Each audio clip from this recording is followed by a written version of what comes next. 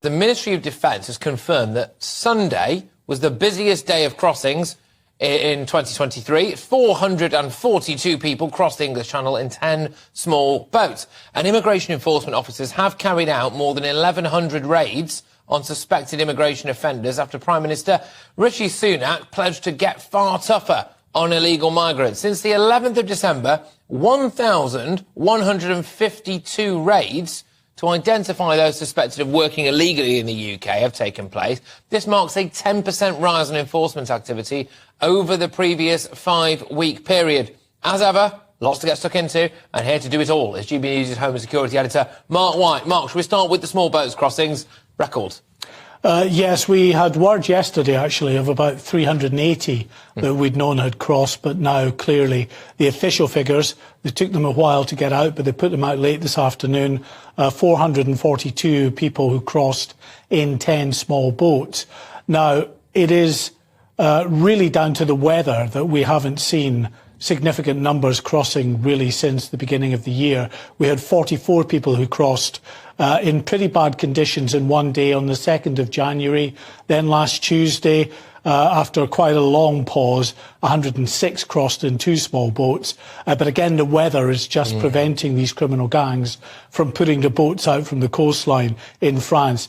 It abated enough yesterday to allow those crossings to take place, but still wasn't the best of conditions.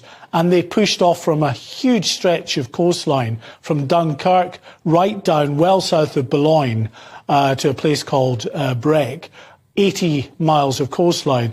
And of course, you've got the French authorities now with the extra money vowing to crack down on those getting off the coast in France, but it's really difficult for them, to be fair to them for once, because 80 miles of coastline, you would need tens of thousands of officers to effectively stop and properly patrol that length of coastline. So they're going to keep coming, Patrick.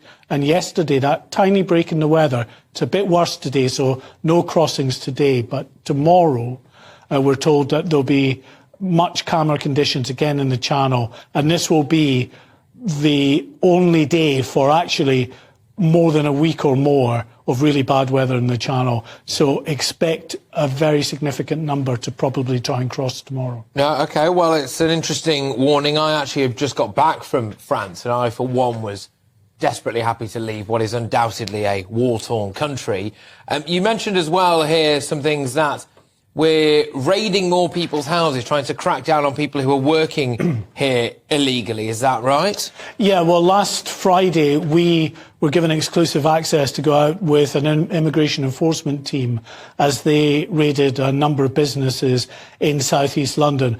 It's part of a crackdown. I mean, they're there operating every day anyway across the country, looking for those who are living and working illegally in the illegal economy here, costing the country, of course, billions of pounds, because these people are not, and it's believed that it could be anything up to 1.5 million people working and living here illegally, doing that job and not paying any taxes, so not contributing to the country. Well, they're taking the cash out of the country a lot of the time as well, yeah. That's exactly what they're doing, yeah. So these immigration enforcement raids have been taking place, but they've stepped up the number of raids that have been taking place since Rishi Sunak announced on the 11th of December this crackdown against illegal immigration and illegal working here in the UK. So they're ramping up, we're told, these operations, an extra 200 immigration enforcement officers. In addition, an extra 700 border force officers are going down to Kent and particularly around Dover for the end of this month, when border force again resumes overall control of the migrant boat situation. There will be a small boats operational command. They're taking over that control from the military, who have been running it since April of last year. Quite what will be different, I don't know. They'll probably be a bit more efficient, but are they really stopping the boats coming across, or are they just getting better at intercepting the boats and taking the occupants to Kent? Well, it's interesting stuff. So basically, I suppose your prediction at the minute is that we will see more of these boats coming across in pretty large numbers, despite the money that we're giving to the French. Yeah. My prediction is we'll see many more migrants crossing the Channel than we did last year, where it was just shy of 46,000. And the only saving grace for this government will be a month like we've had this month and last month, where the weather is just too bad to get the boats across. Because as soon as the weather improves, these criminal gangs have got a ready supply of people and boats that want to get across here, and they'll push them out. And there's nothing I've seen in the strategy being put forward by the government, which is to be more efficient about the way the operations work in the Channel. Yeah, go after the people smugglers, but it's a lucrative business. Many, many millions of pounds can be made in the space of a really busy week. So you take out one criminal gang, there's plenty other bad wrong-uns that are more than willing to get in and take up this lucrative trade, and they're getting very good at it. You know, they have well-sourced supply chains, getting these boats made to order in China, shipped to Turkey, then up to Germany, where the bits and pieces get assembled once they get to France. Yeah.